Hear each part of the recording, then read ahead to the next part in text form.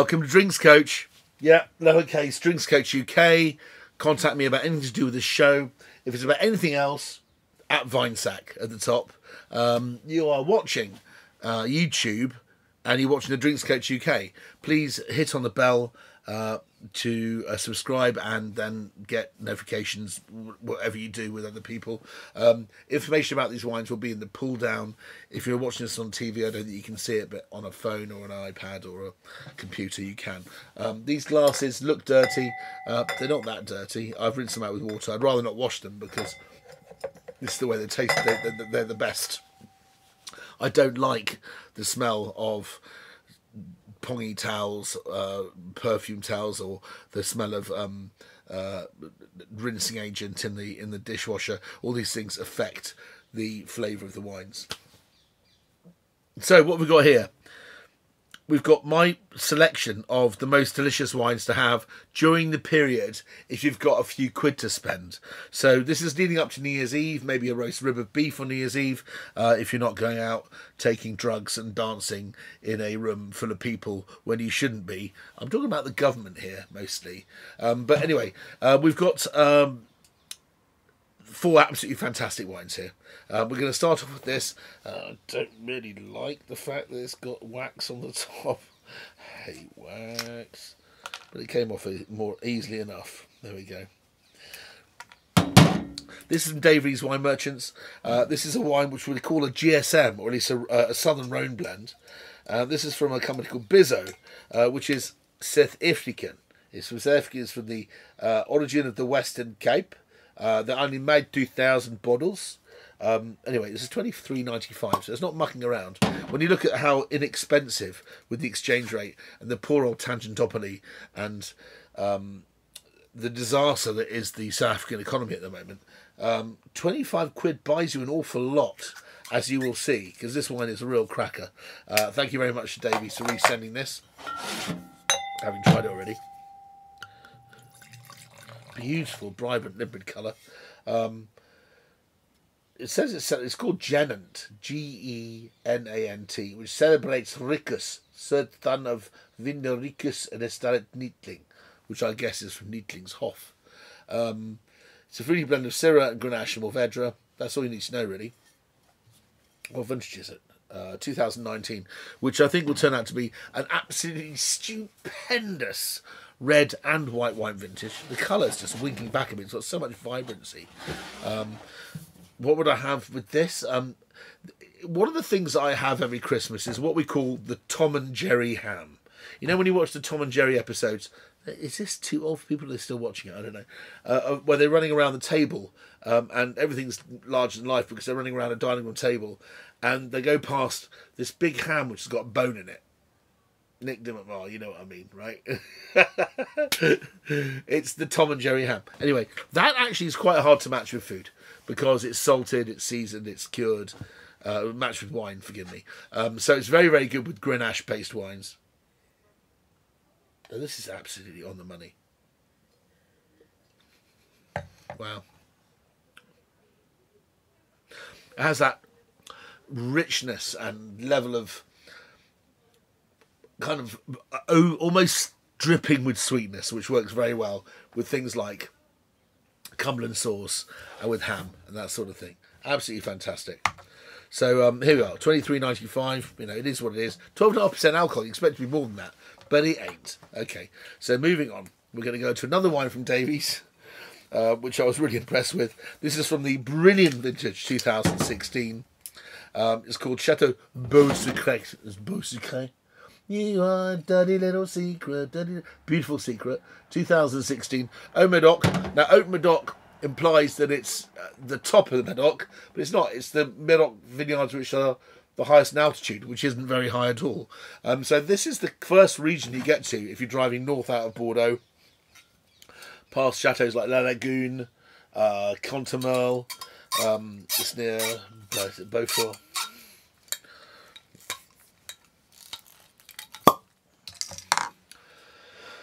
So it looks like it's won a few awards. It's been stamped with a label on the front, which is quite jingoistic, isn't it? You know, and also as far as chateaus go, that looks more like my brother's house.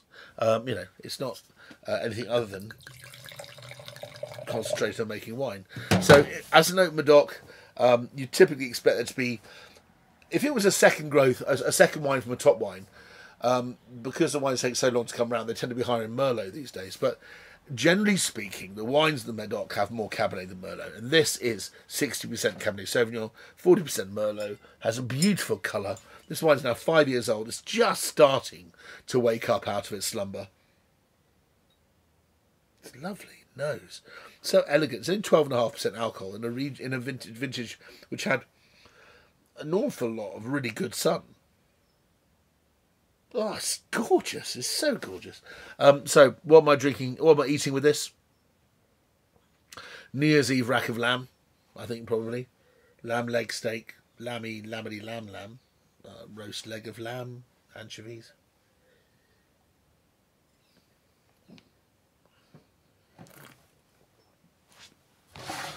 Very svelte. Very, very classy. I've done it an injustice by just cracking it open and tasting it. That needs about an hour in a decanter, and then it will go wee-wah, woo-wah. Okay. Yes. Of course we have to have White Society wine, because that's where I buy my Christmas wines from. Duh. Okay. So this is the Society Exhibition. We know some sorts of buying this. Society Exhibition 2012.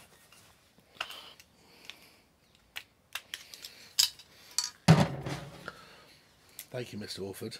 This is made by the negociant arm of Jean-Louis Chave. Chave wines are the finest Syrahs in the world. This wine is now 9 years old and it's on current release. Damn, I was supposed to look up how much this was. It's some crazy price. Like, only £35. I think I should do this online. No, I can't. Anyway, look it up. But it's an amazing bottle of wine. It may be less than that. But this is a 2012 Selection Jean-Louis Chave, effectively. 2012 was a lovely vintage in one sense, that it was quite elegant and high in acid, so it needed a few years to come round. I don't like the big, beefy vintages. I much prefer these more elegant vintages. If you look at this. So this is Syrah from Hermitage. Hermitage is the hill on which, and Hermitage also means Syrah. They're synonymous. This is the vineyard, the hill on which the first ever Syrah was planted. This was a vine that was brought back by Knights Templar from a town called Shiraz, which is where the alter ego name comes from battles and stuff out there in Medina and Persia and Iran. And they came back and he planted these vineyards, and through shell shock, this man built a hermitage, a small cottage-sized chapel. And the vineyard in which that chapel is called Hermitage La Chapelle, owned by the Jabelet business. And I don't know, it's this is palpable, touching history. Whenever I drink a wine from Hermitage and it's a Syrah, I feel like I'm 1 degree of separation away from 1,000 years of Christian hate and wars and countries and conflicts of people who just didn't get on not because they didn't see eye to eye, but because they were told they had a different perspective. So, in a weird way, drinking wine from the Northern Rhone, certainly Hermitage, it's a little bit like going against what Christmas is all about. But then again, Christmas isn't celebrated by other faiths, is it? So, think on. That's what I'm saying. Anyway, so this is 2012. It's a beautiful colour. You wouldn't really see any development there. You wouldn't know it was nearly 10 years old. More, possibly 3 or 4. Ah. Oh, yes, very good. It smells of wonderful. That smell of going out and frolicking in the woods, and the smell of dried leaf on the ground. Almost a hint of bonfire in the background. There's a smell of gamey meat in there. There's a smell of rich, steeped cherry. And because it's now 10 years old, it's limpid, it's light. It almost dances on the tongue. It's almost weightless at the same time. It has so much to say. Truly, truly delicious wine. Oh my God. That's not going to waste. Holy crap. What am I going to have with that tonight? Oh God. Just a really good ham sandwich might do the trick. But if you're having roast lamb, if you're having game, if you're having any of those things, this wine is a true magical red.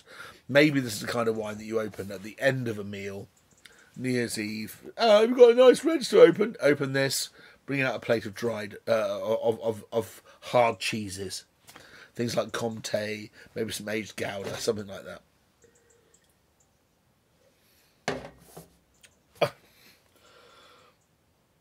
Blows my mind. That's absolutely stunning. Okay, thank you very, very much.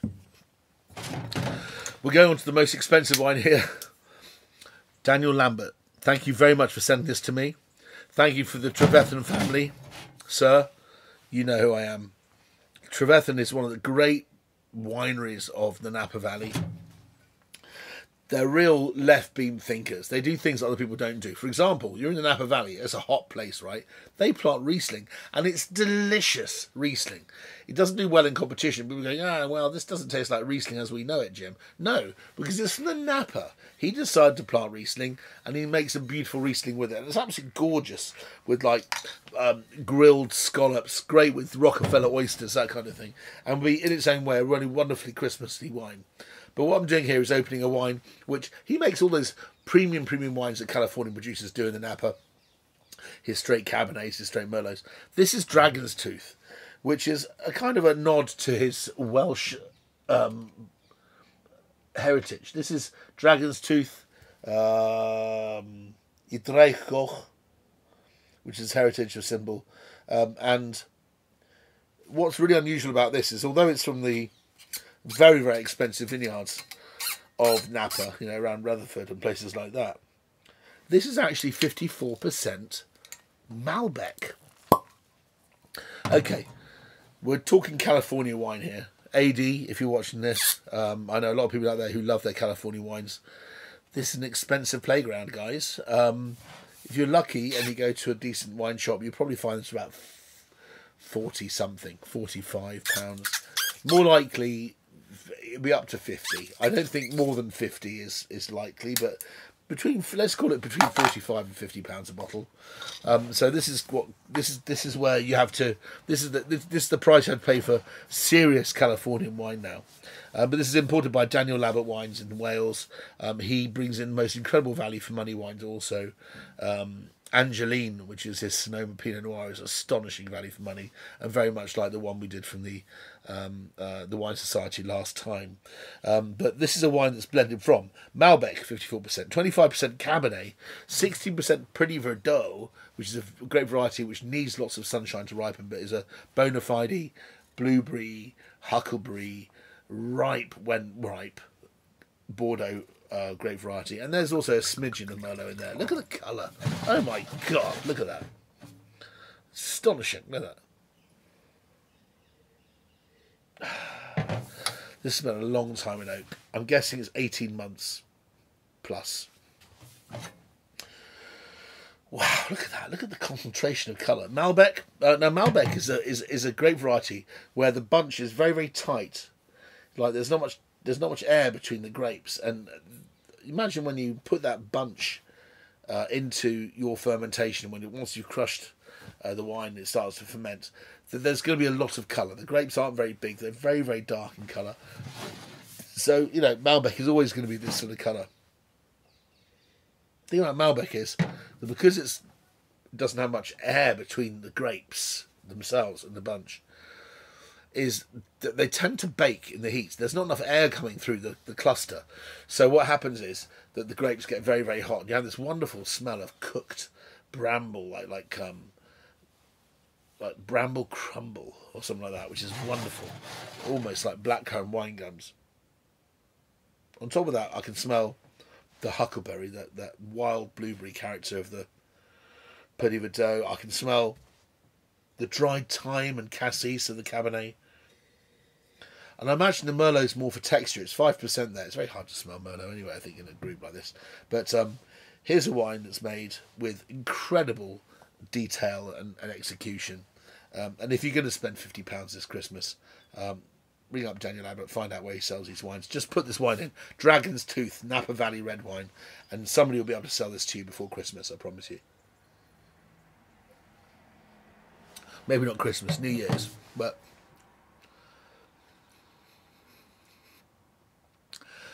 it's fucking brilliant. There you go. See you next time.